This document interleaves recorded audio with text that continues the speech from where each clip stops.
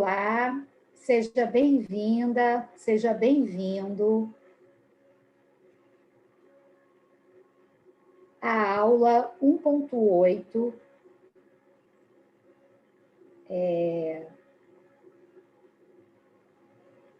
discutindo as barreiras e questões do processo de inclusão social e do cuidado em saúde através do olhar de pessoas autistas e ativistas de direitos humanos. Eu sou Kátia Van Stock Alves dos Santos, sou psicóloga, apoiadora institucional do eixo da infância e da adolescência, da Coordenação de Atenção Psicossocial, da Superintendência de Atenção Psicossocial e Populações Vulneráveis, da SES, Secretaria Estadual de Saúde do Rio de Janeiro. Serei facilitadora dessa aula. Essa aula será oferecida pela Fernanda Santana e pelo Alexandre Mapurunga.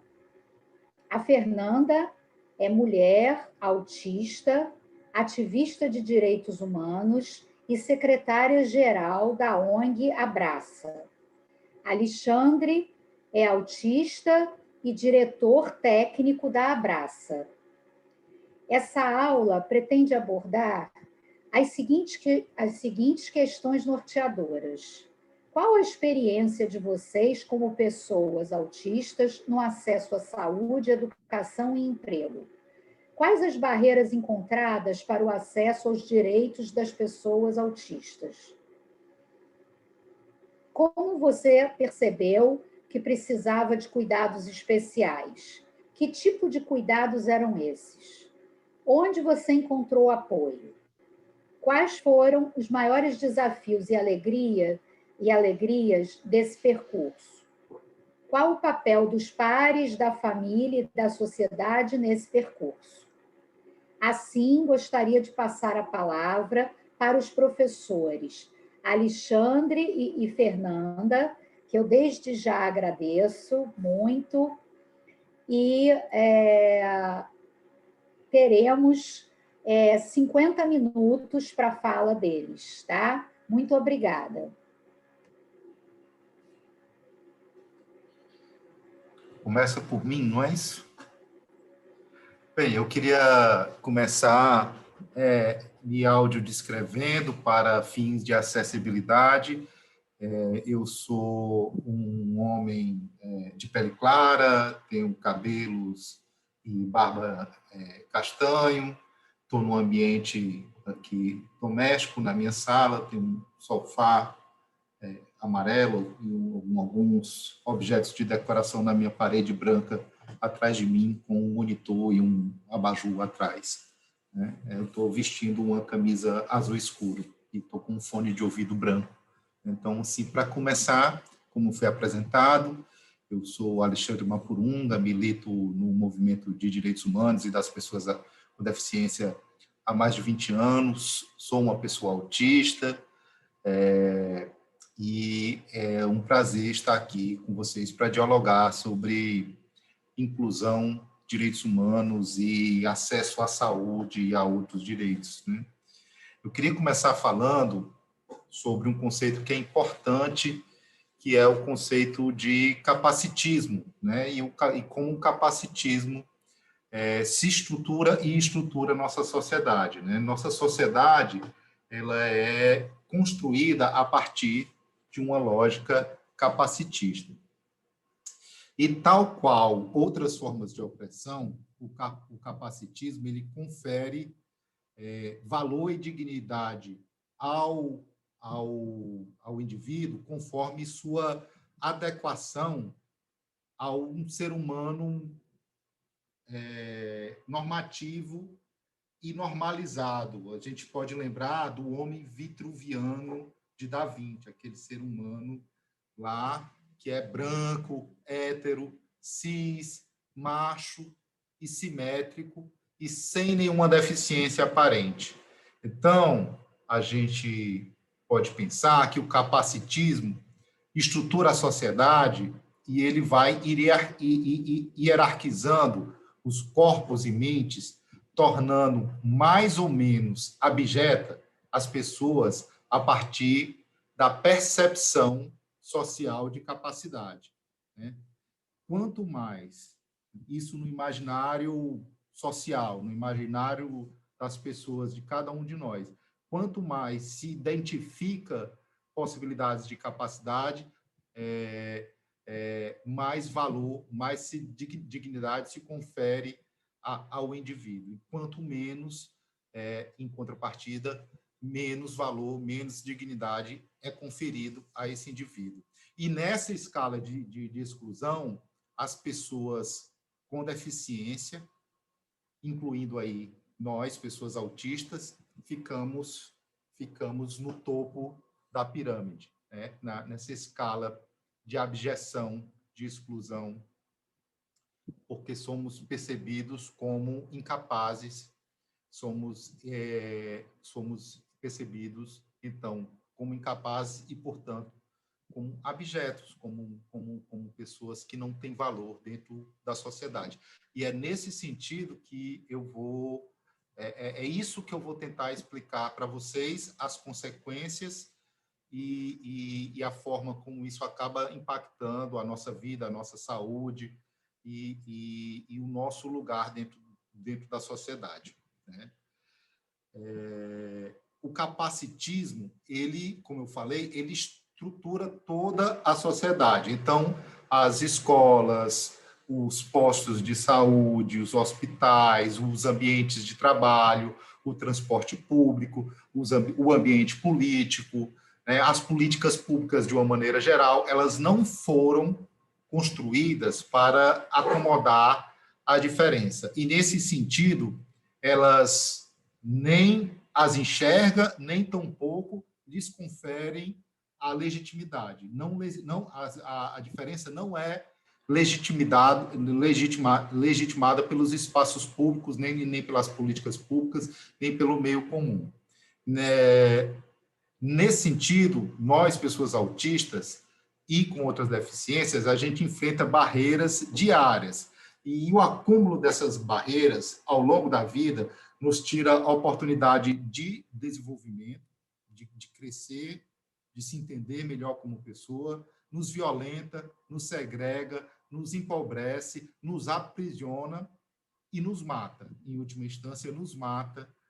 E isso não é nenhum efeito retórico, não. É o que, de fato, acontece nas estatísticas, é o que acontece no dia a dia com as pessoas autistas e com outras deficiências. E muitas vezes isso não é visibilizado nem na mídia, nem em lugar nenhum, né? O capacitismo, e isso é importante destacar também, ele tem interface com outras formas de opressão.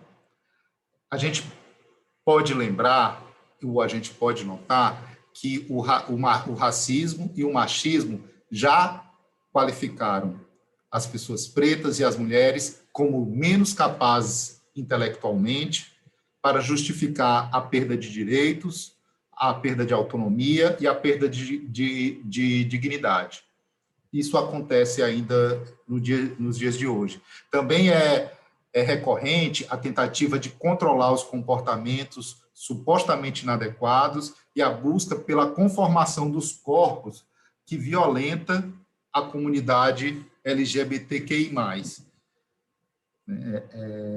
Então, a tentativa, aquela história de chamar a pessoa LGBT de menos forte, né? Aquela de fracote, disso, daquilo, outro, ou então a pessoa, o homem que não é muito viril, de mulherzinha. Isso tudo também é a interface do machismo com o capacitismo, né? Que a pessoa que não tem força física suficiente é menos capaz, e aí aquele nível de abjeção se coloca, né? Se coloca, porque não é digno do valor da hombridade que está ali colocada. Nesse sentido, as pessoas autistas e com outras deficiências também são atravessadas por essas outras formas por essas outras experiências opressoras que se interseccionam nos seus múltiplos contextos de vida. O que acontece? Comumente, no olhar da sociedade, se pensa a deficiência, e aí, no caso, o autismo, como um problema isolado. E o que isso seria? É como se fosse uma categoria absoluta, né? A pessoa tem o autismo e tem seus graus, e aquilo define como a pessoa vai ser e os seus prognósticos, né? O autista grau 1, ele tem um prognóstico melhor, ele vai falar. O autista grau 2, ele vai precisar de mais apoio, e o autista grau 3 é mais severo, ele não fala, ele vai precisar de mais apoio, coitado da família dele. Geralmente é assim que se pensa. Mas o contexto onde as pessoas vivem, um contexto onde nós vivemos, é definidor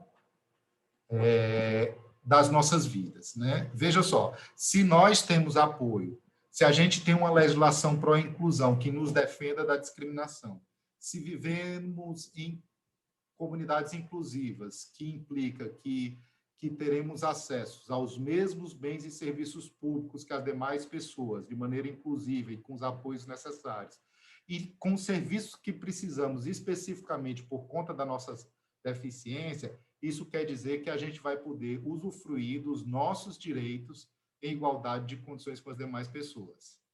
Mas aí a gente pode pensar no contrário. Se a escola não oferece apoios, se o CAPS não me atende, se a unidade básica de saúde não me acolhe, recusa acolher porque diz que não quer. Se eu não consigo transitar pela cidade, se eu sofro preconceito, se o preconceito me atinge, eu não tenho a quem recorrer, meus direitos estão sendo negados às custas de um alto impacto pessoal e social. E perceba que isso não tem nada a ver com a gravidade do autismo, mas sim como a sociedade se organiza para ser mais ou menos inclusiva, né? Isso tem a ver com o tipo de organização que a sociedade faz. E, nesse sentido, é que as pessoas autistas se colocam dentro dessa sociedade que é estruturada, não de agora, mas desde muito tempo, de uma maneira capacitista. E ser autista nessa sociedade capacitista implica em viver nessa lógica opressora, né, que estrutura a sociedade capitalista como um todo, que retira a dignidade inerente de todo ser humano, que retira nossa autonomia, nossa possibilidade de nos expressarmos, né, de nos autodefinirmos, né? A gente é até heterodefinido, né? Não é um transtorno, é isso, é aquilo, e de sermos levados em conta, né? São poucos os cursos como esse aqui que as pessoas autistas são levadas em conta de maneira significativa, né? Às vezes a gente vê muitos eventos que as pessoas autistas são às vezes colocadas lá só para dizer que estão lá e não para serem ouvidas de fato e levadas em conta de maneira sincera, vamos colocar assim, de maneira significativa mesmo. E quando a gente tem um respeito à autonomia, a pessoa autista tinha que ser colocada dentro do centro da sua própria vida, não protagonizada por outros atores que não ele próprio, né? Ainda no autismo, no autismo como tema, ainda se tem um discurso médico normalizador vindo de profissionais da área de saúde e de pais que são facilmente cooptados pela faceta do capacitismo conhecida como modelo médico. São poucos os espaços onde é garantido o protagonismo das próprias pessoas autistas para que falem sua pauta, inclusive para falar do que acham das intervenções propostas pelos mesmo os tais profissionais, muitas vezes tidas como invasivas e como violentas mesmo, né? Assim, pessoas autistas são submetidas a tratamentos, muitas vezes, que não fosse desconsiderada sua dignidade, sua humanidade, nenhuma outra pessoa seria submetida. Isso acontece de maneira recorrente. E ainda tem outra questão, aquilo que eu falei da intersecção entre o capacitismo, o racismo e outras formas de opressão. Se você é uma pessoa autista, preta ou periférica, pode não ser não se ver, não se enxergar nas campanhas feitas pelas maiorias da entidade que teima em associar o autismo a uma agenda essencialmente de classe média, tanto na estética como na pauta. Autistas pretos e periféricos penam para conseguir o diagnóstico e a imagem do autista de classe média deve ter impacto nesse momento, bem como a indisponibilidade, é claro, de serviços qualificados nas regiões periféricas. Né? E aí a gente pode lembrar de novo daquele homem vitruviano, né? E as mulheres autistas têm feito uma intervenção bem interessante para desmistificar aquele mito de que o autismo acontece 4 vezes em meninos para cada vez em meninos, para cada vez em menina também, né? Isso é uma situação que tem ocorrido também. Então, tanto essa distorção de gênero, como essa ideia de que autista é mais uma coisa que acontece, né? Isso acontece também, dizer que é uma condição de gente branca, que não acontece na periferia. Isso acontece muitas vezes porque na periferia as pessoas autistas têm outros diagnósticos, né? Autistas não brancos acabam tendo outros diagnósticos e muitas vezes são encaminhados para a instituição de longa permanência, às vezes para o sistema socioeducativo, para o penitenciário, e aí a gente encontra essa interface racismo, capacitismo colocada. Isso é real, isso acontece de maneira muito sistemática. E aí eu vou passar aqui alguns dados que que a gente colheu numa campanha que a gente fez há alguns anos atrás, dentro da Abraça, que é "Sou autista, tenho direito ao meu próprio corpo", e que eu quero ter a oportunidade de trazer aqui para vocês, né? Informando que pessoas autistas estão mais sujeitas à violência física e sexual, e aí as pessoas autistas, em particular, as mulheres e a criança, né? Segundo o Fundo de População das Nações Unidas, até 68% das mulheres e até 30% dos homens com deficiência sofrem violência sexual antes dos 18 anos. Segundo o Fundo das Nações Unidas para a Infância, segundo o UNICEF, isso dados de 2013, crianças com deficiência têm de 3 a 4 vezes mais chance de sofrer algum tipo de violência, mais chance de sofrer algum tipo de violência que crianças sem deficiência. E mulheres com deficiência têm 10 vezes mais chance de sofrer abuso sexual que mulheres sem deficiência. E, segundo a Organização Australiana de Mulheres com Deficiência, 90% das mulheres com deficiência intelectual e psicossocial, e aí a gente pode incluir nesse grupo a maioria das pessoas autistas, ou boa parte das pessoas autistas, 90% dessas mulheres sofrem abuso sexual em algum momento da vida. Aí eu volto àquela afirmação que eu disse lá na primeira parte da minha fala. Mais uma vez, essa questão, esses dados, que são dados de estudos, né, assim que a gente tem ao redor do mundo, eles não acontecem em função da gravidade da deficiência, mas sim pelo valor humano que se dá às pessoas com deficiência em uma sociedade capacitista. Veja o que é isso. Então, é isso que se faz com as pessoas com deficiência, incluindo as pessoas autistas também. Então, é isso que a gente tem que perceber. Eu queria falar um pouco, nesse sentido, da importância do diagnóstico e do modelo de reabilitação que a gente tem a partir desse contexto do capacitismo e a partir dessa visão que a gente quer superar, né? A partir da superação dessa visão, né? Então, assim, veja, o diagnóstico médico é, muitas vezes, o primeiro contato da família com o autismo, né? A não ser que ela já trabalhasse antes com pessoas autistas, tivesse outro tipo de ligação, o contato com o autismo vai ser dado por um profissional médico.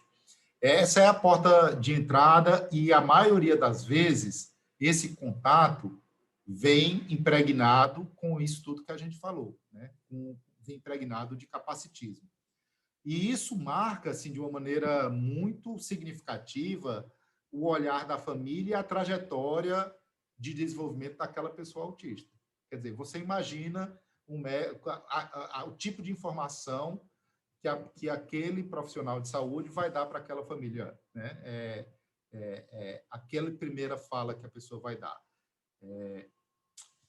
Nesse sentido, esse modelo capacitista, ele geralmente ele não entende, assim, geralmente não, o modelo capacitista que é impregnado nesse diagnóstico, ele não entende a pessoa como sujeito, não enxerga suas vontades, não reconhece não reconhece a autonomia e está sempre pautado nas expectativas dos pais de uma suposta normalidade. Quer dizer, a expectativa é para que o filho fique normal, e o profissional também tem essa ideia de fazer com que a pessoa deixe de ser autista, né? Então, quando você está num contexto capacitista, a gente tem esse set informado que vai ter uma repercussão na vida daquele indivíduo enorme, afetando a autoestima e as possibilidades de um desenvolvimento saudável, se reconhecendo assim como um ser humano legítimo no mundo. A pessoa vai crescer pensando: o que é que tem de errado comigo? Por que que eu sou assim? Por que que eu nasci desse jeito? Né? Então, isso você imagina, né?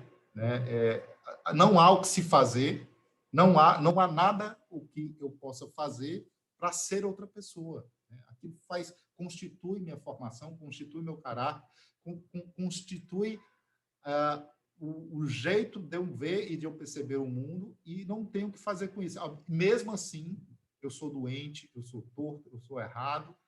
Quem disse isso foi uma autoridade médica. Quem diz isso é minha mãe. Eu fiz minha mãe sofrer. Eu acabei com a vida da minha mãe. E isso sou eu no mundo. Né? Imagine o impacto disso, devastador que isso traz na vida de uma pessoa. E isso é apenas um jeito opressor, errado, de se colocar as coisas.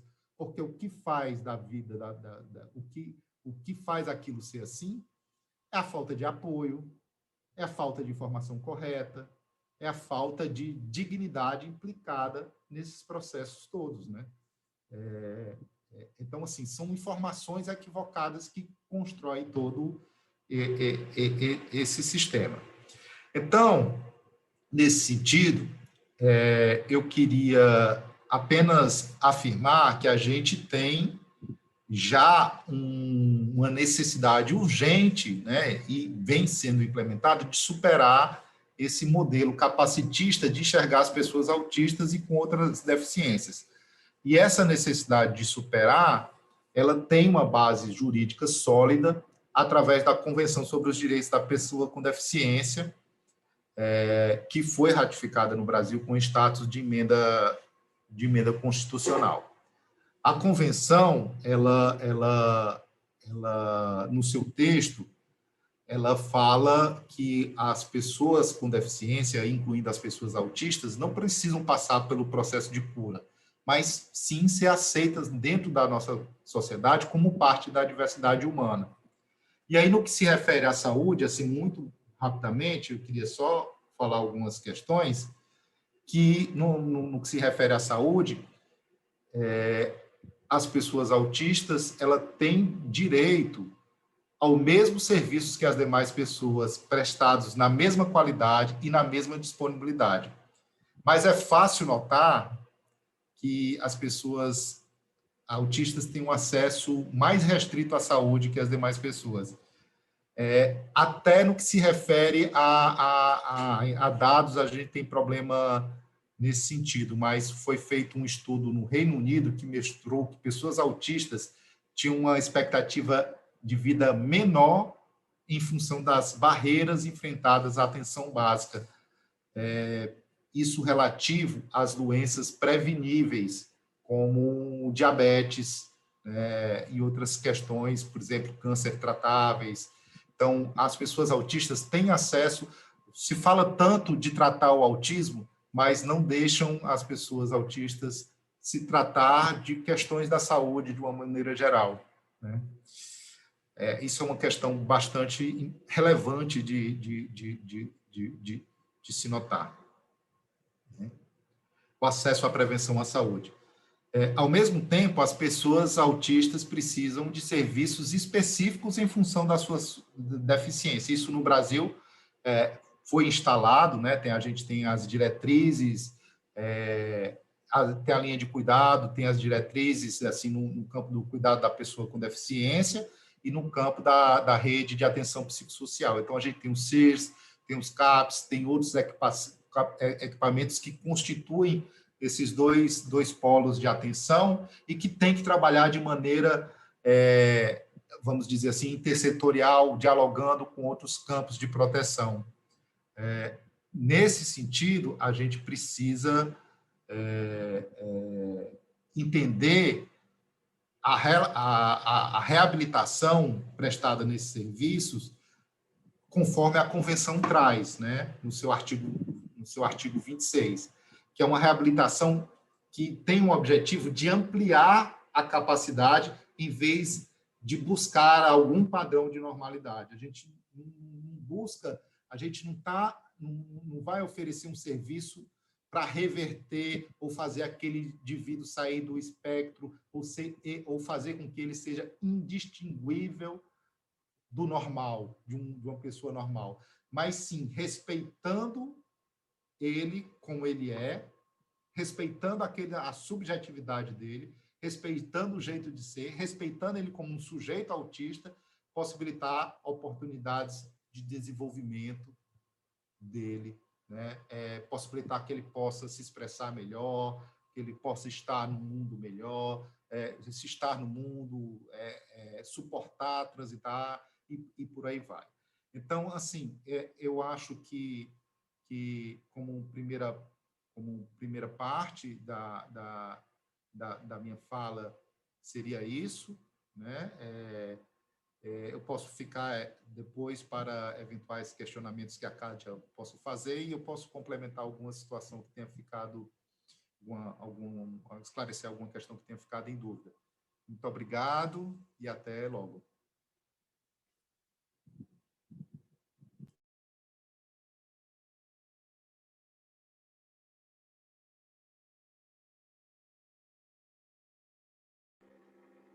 Está com você a bola agora, Fernanda. Oi, gente. Meu nome é Fernanda Santana. Então, só começando aqui me descrevendo rapidamente. Eu sou uma mulher de pele clara, eu tenho o cabelo ondulado, mais ou menos na altura do ombro. Meu cabelo está tingido de cor de rosa com roxo. Eu estou usando um blazer preto, um cachecol colorido e óculos. Atrás de mim tem uma parede branca. Para começar a minha fala, eu quero resgatar uma das perguntas que a Kátia levantou lá no começo, que é a seguinte: como a gente percebeu que precisava de cuidados especiais? Eu acho essa uma pergunta muito curiosa.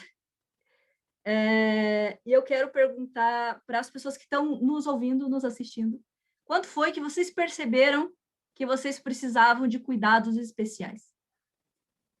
Por que o cuidado que eu preciso é um cuidado especial e o cuidado que as pessoas sem deficiência precisam não é um cuidado especial, é um cuidado comum, é um cuidado esperado. Todo mundo precisa de cuidado, em maior ou menor grau, vão ser tipos diferentes de cuidado.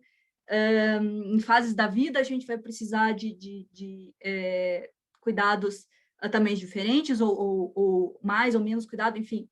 Mas todo mundo precisa de cuidado porque a gente é humano e seres humanos são interdependentes. Então, a gente não vive sozinho, a gente não consegue sobreviver sozinho, a gente precisa dos outros, a gente precisa dos nossos amigos, da nossa família, da nossa comunidade. E uma das funções disso é o cuidado. Então, eu acho muito curioso quando me perguntam sobre os cuidados especiais que eu preciso. Porque eu não vejo dessa forma. Eu vejo que eu preciso de cuidados e vocês precisam de cuidados. E é isso, entende? Vai ser diferente, vai ser diferente, mas não necessariamente conforme... Tem a ver com tantas coisas, sabe? Tem a ver com o contexto, tem a ver com a nossa fase da vida. Então, assim, só para ficar pensando, por que o meu é especial e o de vocês não? Eu vou resgatar agora também uma coisa que o Alexandre falou ali no finalzinho. Ele estava falando um pouco sobre a convenção. Eu quero trazer um pouco, porque esse documento é um documento muito importante para a gente. Eu e o Alexandre, a gente é ativista de direitos humanos, em primeiro lugar, depois ativista do movimento de pessoas com deficiência. Então, a gente trabalha muito com esse documento, que é a Convenção Internacional sobre o Direito das Pessoas com Deficiência. É uma convenção que foi desenvolvida, criada lá na ONU, junto com um monte de pessoas com deficiência, de todo tipo de deficiência, e aí depois debatida com os países e ratificada pelos países, que quer dizer que o país foi lá e se comprometeu e disse, não, beleza, eu vou cumprir essa convenção, vou cumprir o que está escrito aí, lá no meu país. Então, isso aí veio aqui para o Brasil, virou uma emenda constitucional. O que quer dizer que o que está nessa convenção é direito constitucional garantido aqui para todas as pessoas brasileiras, para todas as pessoas no Brasil, né? Não só brasileiras. Isso é muito importante, porque tem várias coisas assim nesse documento que são uma grande mudança de paradigma em relação ao que a gente tinha antes. Principalmente sobre como as pessoas com deficiência são vistas. Então, quando eu e o Alexandre, a gente fala que a gente se identifica como pessoa com deficiência, a gente fala que é pessoa com deficiência, o que a gente quer dizer? Do que a gente está falando? A gente está falando que está faltando alguma coisa na gente? Não está faltando nada. A gente está falando que tem alguma coisa quebrada, tem uma coisa errada? Não. Por quê? Porque deficiência é parte da diversidade humana. Todo mundo pode se tornar pessoa com deficiência, só viver o suficiente que, eventualmente, a gente acaba, né, adquirindo uma deficiência. Mas, então, do que se trata isso aí? A deficiência. A deficiência hoje, isso vem lá da convenção, é entendida como o que acontece, a relação que acontece quando as limitações de uma pessoa interagem com as barreiras do meio, ou da sociedade, ou de um espaço, e essa interação resulta em uma desvantagem, resulta em uma restrição, ou uma limitação, ou um impedimento total de acesso a um direito. Então, se eu tento acessar a educação, e por ser autista, né, entre aspas, eu sou autista, eu tento acessar a educação, eu encontro barreiras, e essas barreiras me impedem de acessar a educação, e aí eu falo educação como um exemplo, poderia ser qualquer direito. Aí está a deficiência, ela aparece quando eu sou impedida de acessar os meus direitos. Esse direito incluindo o de saúde, claro. E essas barreiras, o que são essas barreiras? A gente pode pensar em barreiras como qualquer coisa que, em interação com as minhas limitações, ou com aquilo que eu sou, vai me impedir de exercer os meus direitos. Pode ser a forma como os espaços são construídos, pode ser a forma como a cidade é organizada, pode ser como que um serviço é pensado, pode ser como as pessoas me tratam, ou que as pessoas pensam quando elas olham para mim, quando elas identificam que eu sou uma pessoa autista, ou quando eu me identifico como uma pessoa autista.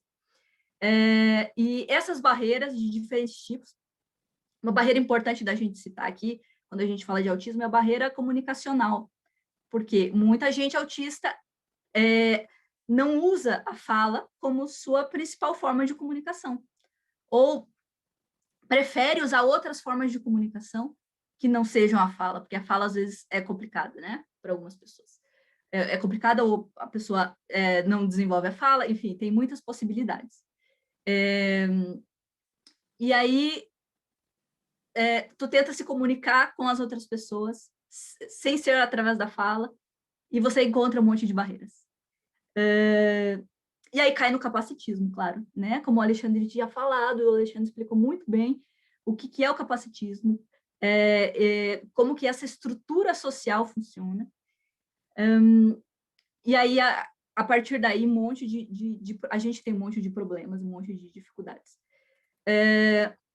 Então, eu acho que a gente tem que olhar para essas barreiras e pensar como que a gente pode derrubar essas barreiras, ou como que a gente pode lidar com essas barreiras para que elas fiquem menores ou desapareçam, e a gente consiga acessar os nossos direitos, porque esse é o objetivo. A gente acessar os nossos direitos, a gente exercer os nossos direitos, a gente gozar dos nossos direitos, para que a gente possa viver a nossa vida como todo mundo.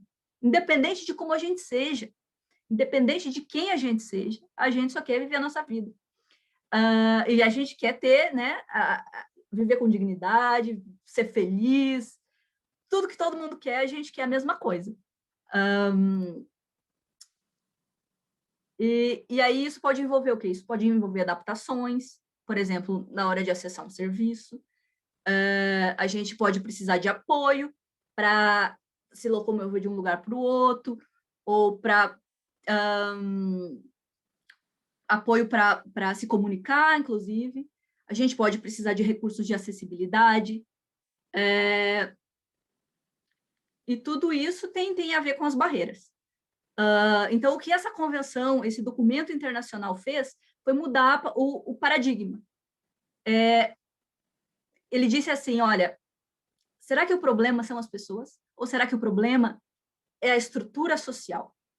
E aí, quando a gente muda a nossa visão das pessoas para todo o resto que está em volta, a nossa abordagem também muda completamente. Então, ao invés de tentar fazer a pessoa deixar de ser quem ela é, ou deixar de ser uma pessoa com deficiência, ou deixar de ser uma pessoa autista, a gente vai transformar o meio em que ela se encontra para que ela possa viver feliz, tranquila, incluída na sociedade, enquanto pessoa autista, enquanto pessoa com deficiência. E é justamente o que a gente quer da nossa vida, sabe? Não tem nenhum problema você ser autista. Eu pessoalmente gosto muito de quem eu sou. Eu tenho algumas dificuldades, sim, porque eu topo com as barreiras que estão no meu entorno o tempo todo, e aí, ao invés de me sentir mal, pô, por que eu não consigo fazer isso ou aquilo? Eu vou lá dar de dedo na cara das pessoas, é ótimo. Cadê os meus direitos? Cadê as minhas adaptações razoáveis? Por que eu não posso entrar com acompanhante? E arranjo briga por aí. Então, mas é importante porque, aos poucos, a gente vai mudando também a visão das outras pessoas sobre essas coisas, sobre acessibilidade, sobre adaptação, e também sobre o nosso potencial, porque é muito fácil tu olhar para alguém que é muito diferente de você e pensar, pô, essa pessoa não consegue, essa pessoa não é capaz. Mas por quê? Porque teu modo de ver está errado. Teu modo de ver está sendo extremamente capacitista. Você está sendo capacitista com as outras pessoas. E aí, a partir do momento em que você começa a olhar para as barreiras, você começa a entender a coisa toda de uma forma muito diferente. Então, quando a gente pensa, por exemplo, em saúde, é muito legal a gente ter acesso à reabilitação? Claro que é. Eu fiz terapia aí quase que a minha vida toda, e foi ótimo aprender estratégias e desenvolver habilidades e poder lidar com questões do dia a dia, mas continuar sendo autista e me reconhecendo também como uma pessoa, como que eu vou dizer,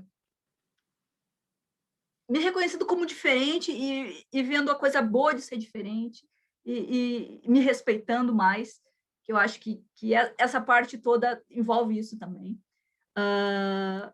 Então, é importante a gente ter apoio psicossocial, é muito importante. Mas também, quando a gente fala de saúde, não é só isso.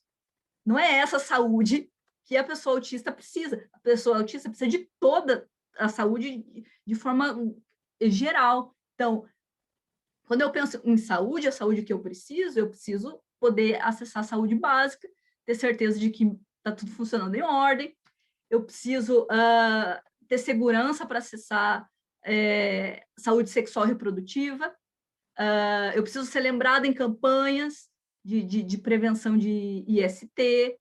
Pô, será que as campanhas estão falando em linguagem simples? Será que eu vou entender as campanhas? Será que as campanhas estão sendo pensadas de uma forma que vai ser compreendida e vai chegar nas pessoas que são autistas e não são oralizadas? Porque isso também é importante, sabe? Será que eu, ao me identificar como autista, eu não vou sofrer violência obstétrica, de repente, um dia, quando eu for ter filho? Será que eu vou ter essa liberdade de escolher ter filhos? Eu tenho esse direito, enquanto pessoa, enquanto ser humano. Eu também tenho que poder acessar a especialidade, se eu ficar doente, se eu tiver, sei lá o que, tanta coisa que a gente pode ter, e eu precisar de um médico especialista, eu preciso poder contar com isso, eu preciso poder ir lá e ser tratada com respeito e dignidade. Porque eu sou um ser humano, sou uma cidadã. Então, o que eu espero quando eu penso de saúde, assim, pessoalmente, mas também para todas as pessoas autistas, eu espero que os profissionais da saúde falem com a gente, expliquem as coisas para a gente, respeitem as nossas decisões, a nossa autonomia, e não falem só com o acompanhante, não perguntem só para o acompanhante as coisas, porque a nossa vida é nossa vida, e a gente precisa ser ouvido sobre ela, inclusive as crianças, não só as pessoas adultas. Claro que medidas diferentes, mas a gente precisa ser respeitado enquanto ser humano, enquanto cidadão, como todas as outras pessoas. E aí, às vezes, para isso, a gente vai precisar de adaptações. Às vezes, a gente não vai conseguir falar oralmente com o médico, com o enfermeiro, a gente pode não conseguir, a gente pode precisar se comunicar de uma outra forma, a gente pode precisar fazer isso num ambiente diferente. Então, eu conheço pessoas, por exemplo, que não dão conta de entrar dentro de um posto de saúde. Por quê? Porque tem muita gente, porque tem muito barulho. E aí, como é que faz? Você precisa de uma adaptação, você precisa pensar em estratégias para que aquela pessoa possa ser atendida com o devido respeito, com a devida dignidade, com respeito à sua autonomia da mesma forma, mesmo que ela precise de adaptações, mesmo que ela precise de tecnologia assistiva, mesmo que ela precise de acompanhante, de apoio, enfim, o que quer que seja que ela precise para poder lidar com aquelas barreiras que a gente tem naquele serviço, naquele ambiente, daquela cidade. Tudo isso precisa ser levado em conta e precisa ser respeitado para que a gente possa ser atendido como todo mundo. Então, eu acho que, para começar, era isso que eu tinha para falar, assim, que eu acho que é bem importante, que nem sempre é levado em conta.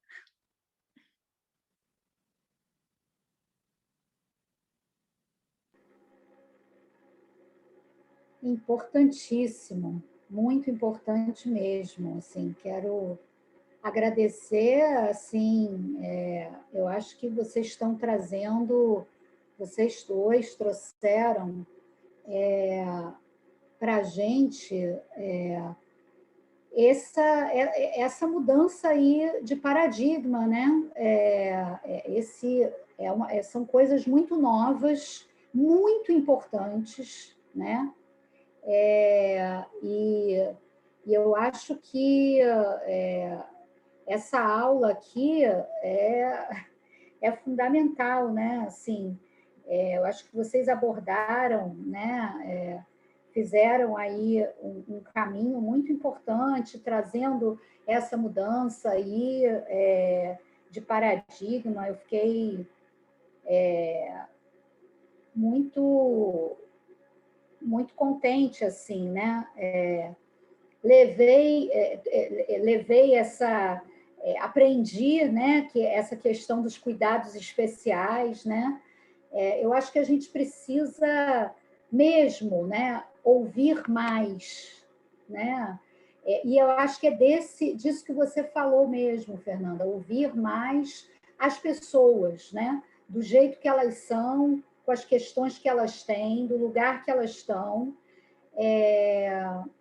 E, como você falou, Fernanda, todo mundo precisa de cuidados especiais, né? A gente, em algum momento da vida, precisa de cuidados especiais, você tem toda a razão. Na verdade, essa questão que me parece importante é a questão da equidade, né? Como é que, então, a gente pode cuidar mais dessas barreiras, né? Para que a deficiência, que eu estou entendendo que no horizonte, se não tiver barreira, não tem deficiência, né? Acho que foi isso que vocês falaram, né? Quero ouvir vocês mais um pouco sobre isso, né? Outro ponto que eu achei muito importante é dessa questão da saúde, que vocês têm razão, né? Tudo que está dirigido aos autistas, né? Eu tenho anos aí de experiência, né? Como profissional de saúde mental, de atenção psicossocial, né? Antes da saúde mental existir, já desde os anos 80, né? Início dos anos 80, trabalhando, né? Com autismo, com pessoas autistas,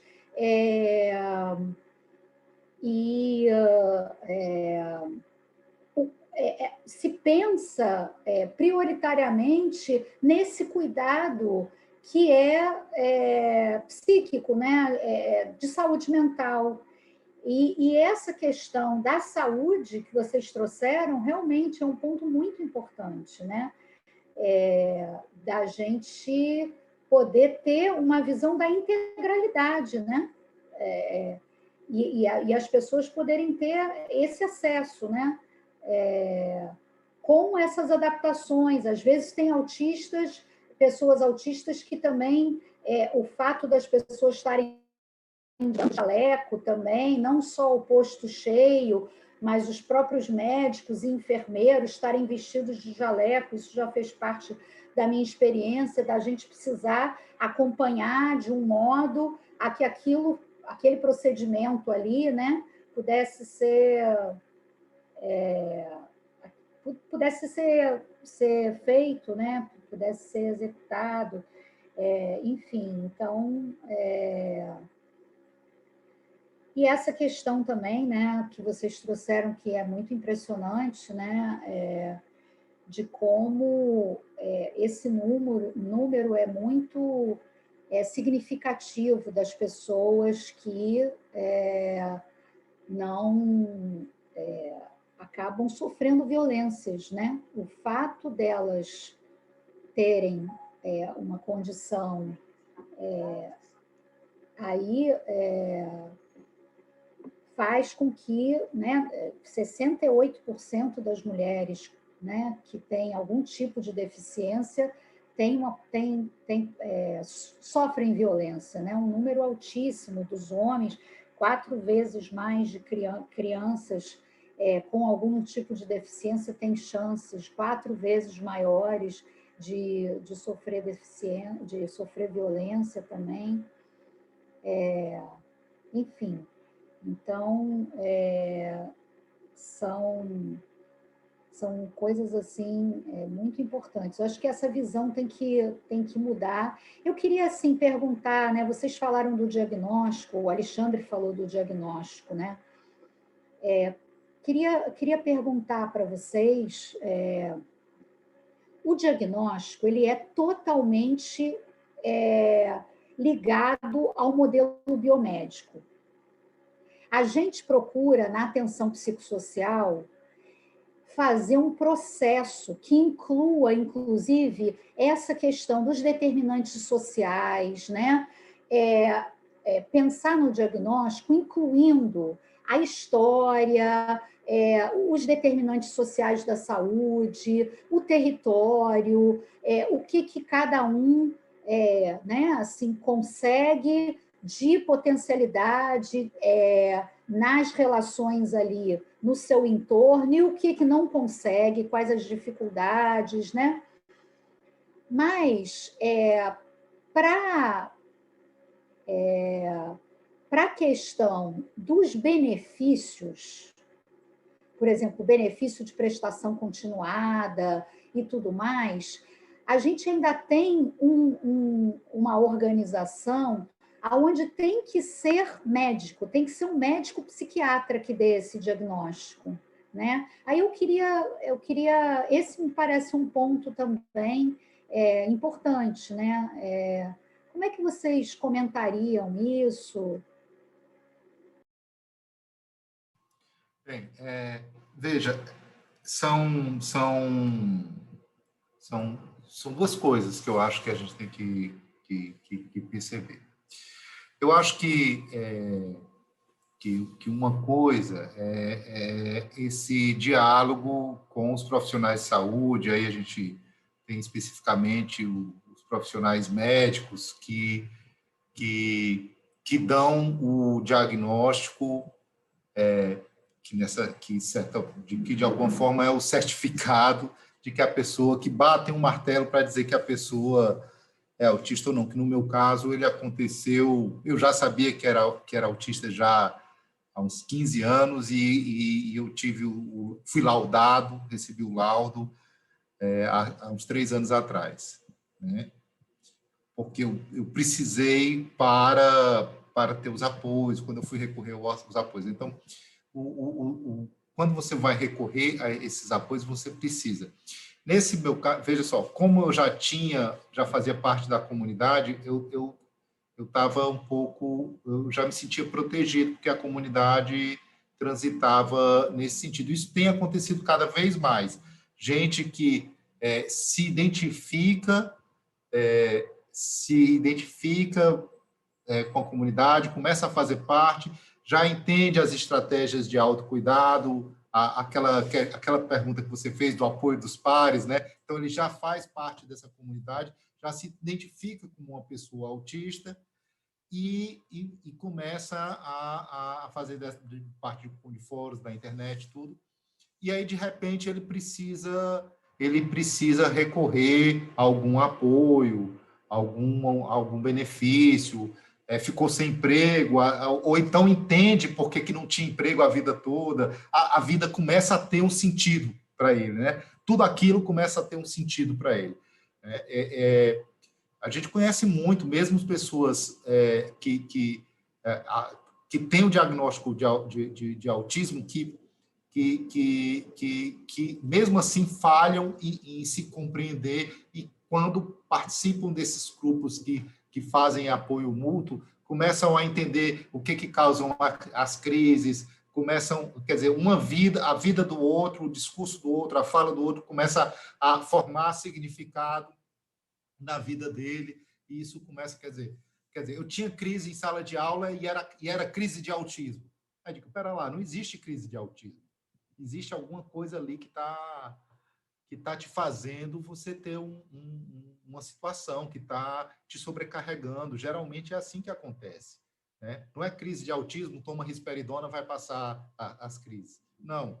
Não é assim que a coisa acontece. Então, essas estratégias, a galera, estratégia de relacionamento, estratégia de namoro, estratégia de sair de casa e pegar ônibus, isso tudo acontece. Então, quer dizer, a pessoa... Vou voltar para onde eu estava. Quer dizer, a galera se identifica, quer dizer, começa a dizer, eu sou autista, eu não tenho o diagnóstico formal. E aí, quando precisa, vai atrás do diagnóstico formal. Isso está acontecendo muito. E é bacana quando acontece assim, né? Porque ela já tem um nível de acolhimento e vai através de uma proteção oficial para o caso.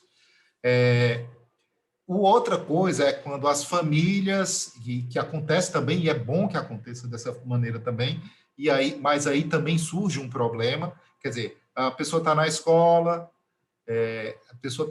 a professora identifica um comportamento. Eu, por exemplo, tenho um neto que agora ele tem uns comportamentos típicos de pessoas autistas, e aí a professora diz, olha, vai fazer, procure um posto de saúde, procure um psiquiatra. E aí, muitas vezes, você encontra relatos que são assim arrasadores da vida da pessoa. Né? Quer dizer, não, seu filho ele é severo, se você quiser, ele não vai ser ninguém na vida. Né? Quer dizer, aquele discurso que você que entrou no mundo do autismo ainda na década de 80, sabe, o autismo destrói famílias. Tinha propaganda da AMA de São Paulo que dizia isso. O autismo destrói famílias, apoia, quer dizer, da família como... E assim, de fato, isso acontece mesmo, mas acontece não em função do autismo, da falta de informação, da falta de apoio, da falta de uma rede que acolhe. Quer dizer, existe isso, né? Eu cansei de ver situações de famílias que era o seguinte: o pai é alcoólatra, o outro irmão é drogado, e o menino é autista, e o autista que destrói a família. Né? Quer dizer, tem várias situações em que isso acontece também. Né? Mas aí, esse profissional de saúde é que teria que ter... Não é abrir mão do que está lá no DSM-5, no CID, não. É fazer aquilo, mas saber que disso que eu falei aqui, que tem um contexto que a pessoa existe, que a pessoa tem 3 anos, 4 anos, 5 anos, mas ela tem possibilidade de se desenvolver sendo autista, né? Respeitando a sua subjetividade. Então, por exemplo, se eu pego uma criança autista e a nossa dificuldade é reconhecer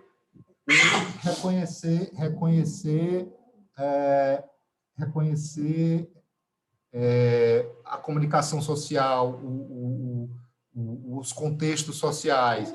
Se a nossa dificuldade é essa, aí eu tiro essa criança e coloco numa escola especial, onde isso não existe, aí como é que eu vou me desenvolver? Eu vou me desenvolver e vou ficar mais isolado. Se eu gosto de me balançar, porque eu tenho isso como uma questão sensorial minha e me dá muita satisfação, né? Eu tenho que ser trabalhado de alguma maneira para entender que existe uma comunicação significativa no olhar. Eu tenho que entender. Não é fazer eu parar de ter STEAM, porque isso vai me causar uma ansiedade, um sofrimento muito grande.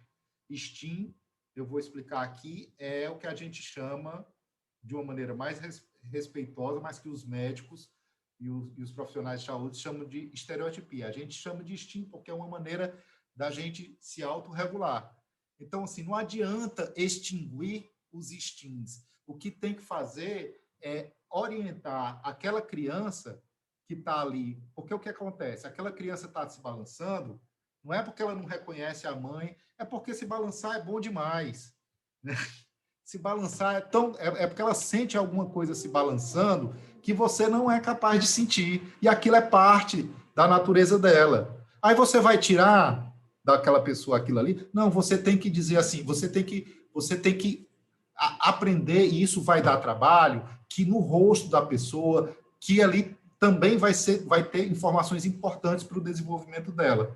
Então, é outro tipo de trabalho, não é fazer a pessoa parar isso para fazer aquilo, porque senão você vai implicar num sofrimento daquele indivíduo que vai fazer depressão, que vai fazer outras coisas, né? Então, é mais ou menos isso. Então, assim, o diagnóstico, ele tem que implicar numa escuta respeitosa e protagonística do próprio indivíduo, isso aí é importante, na construção de expectativas que são baseadas e centralizadas nele e não na família, porque, veja, a família ela pode querer que ele deixe de ser autista, ou que ele se pareça com um menino normal, mas o indivíduo, o que ele quer? Né? O que ele quer para ele? Qual é? Né? E outra, o capacitismo, então, todos nós temos que nos desenvolver e fazer mais, mas nem todos vamos fazer tudo. Quer dizer, a Fernanda pode mais do que eu, você pode mais do que eu em determinadas coisas, eu posso mais do que...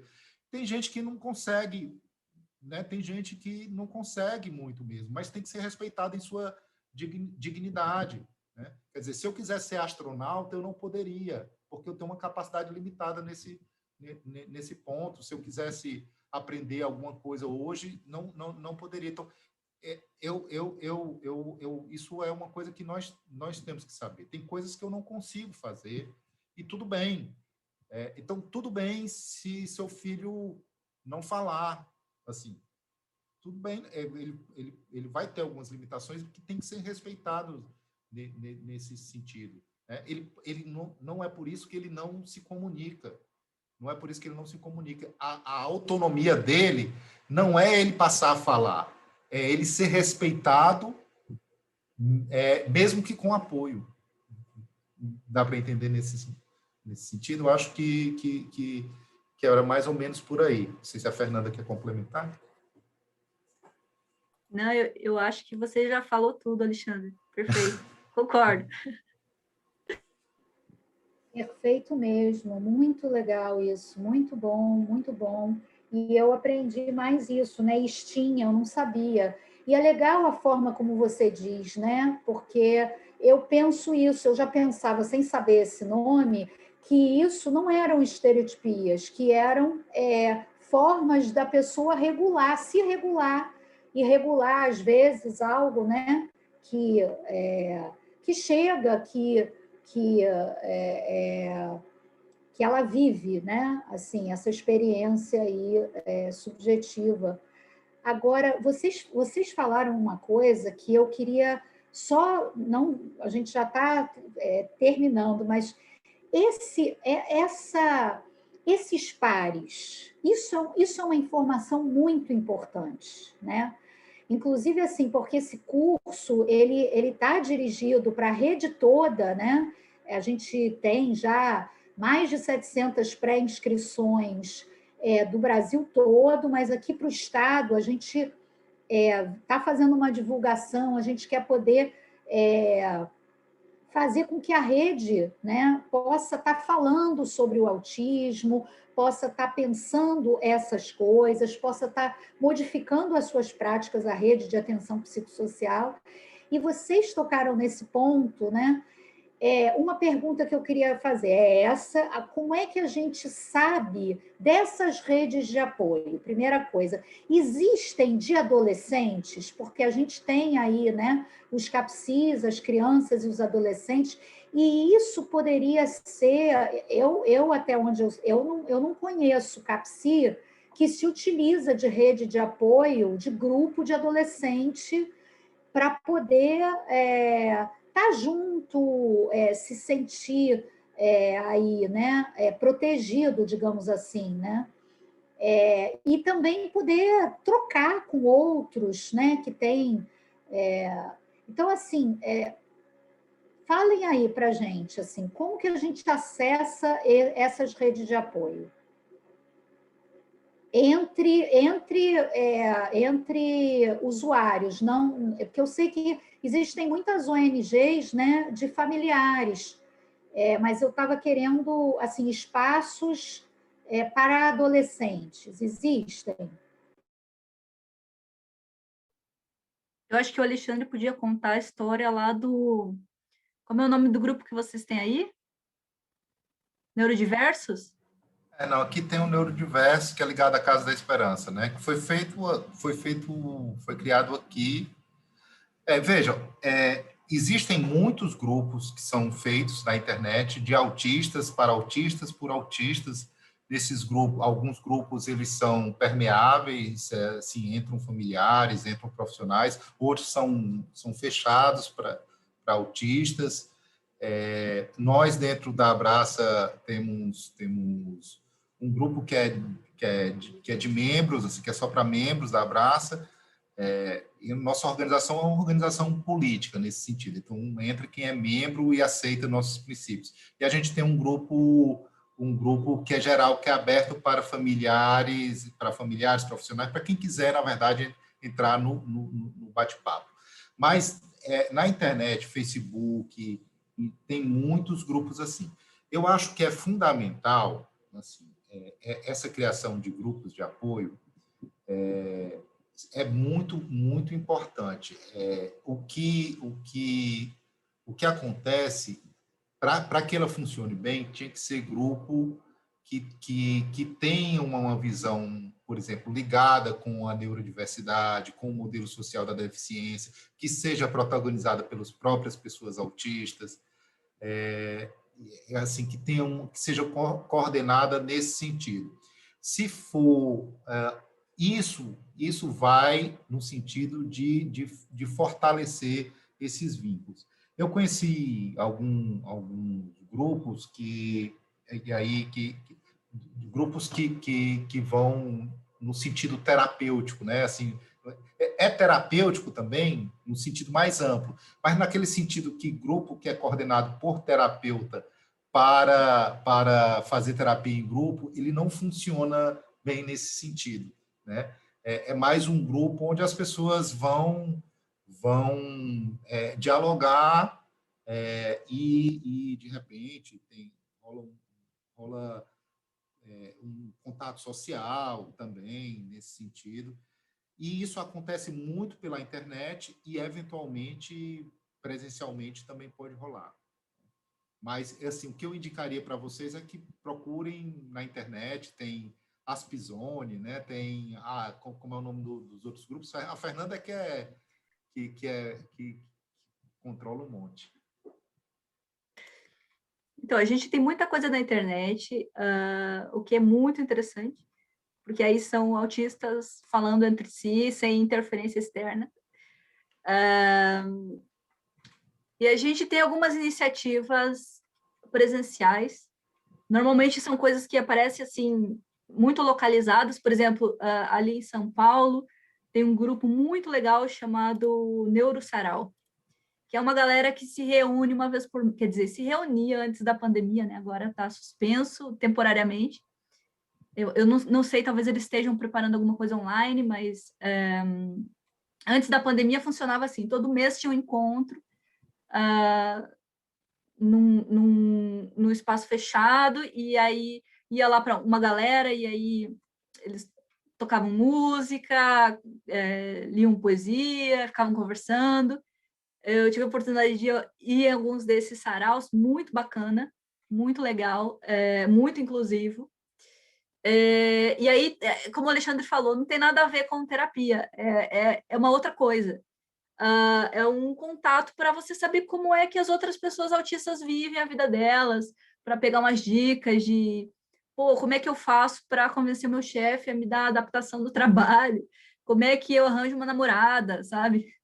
Sei lá, esse tipo de coisa, que é muito do dia a dia, de você aprender estratégias práticas para você lidar com as coisas da vida, e de repente, de uma forma autística, você encontra seus caminhos. Então, na internet a gente tem um monte de grupos no Facebook, a gente tem um monte de grupos no WhatsApp também, tem vários, e aí cada um para um público-alvo diferente. E é muito interessante essa interação pela internet, porque permite que bem mais gente autista consiga socializar. Antes da internet era complicado, né? Tem muita gente que tem muita dificuldade, assim, de ir, por exemplo, num evento presencial, num encontro presencial, que leva um tempo para se adaptar, para se sentir seguro. Então, esses espaços online são muito legais por isso. É claro que a gente tem também questões de acessibilidade, né? Que aí, quem sabe, a tecnologia traga outras estratégias e respostas para a gente com o tempo. Mas, por exemplo, alguém não alfabetizado teria mais dificuldade para acessar um grupo assim. A gente já, de vez em quando, vê alguém que fala muito pouco, mas que se comunica bem escrevendo. Então, é bacana também ter esse espaço. Mas existem ainda barreiras de acessibilidade, especialmente na comunicação, nesse tipo de estratégia que, né, quem sabe com o tempo a gente vê isso se tornando mais acessível para mais gente, porque é muito bacana. Olha, muito obrigada, mas muito obrigada mesmo. Acho que essa aula está fundamental aí, vocês trouxeram muita coisa muito importante, muito nova, né? E muito importante, muito legal. Muito obrigada. E a gente encerra, então, aqui mais essa aula. Um agradecimento imenso para o Alexandre Mapurunga, para a Fernanda Santana, que puderam trazer todos esses elementos aí para a gente pensar, para a gente mudar as práticas e para a gente fazer avançar aí a convivência, né? Com a diferença, né? Muito, muito bom, gente. Muito obrigada. Eu que agradeço pela oportunidade. Obrigado.